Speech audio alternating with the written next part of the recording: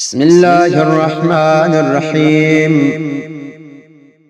اللهم اجعلني فيه محبا لأوليائه ومعاديا لأعدائه، مستنى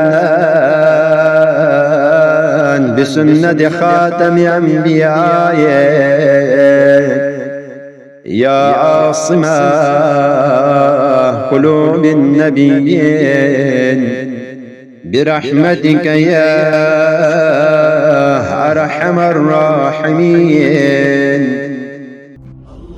اللهم صل وسلم وزد وبارك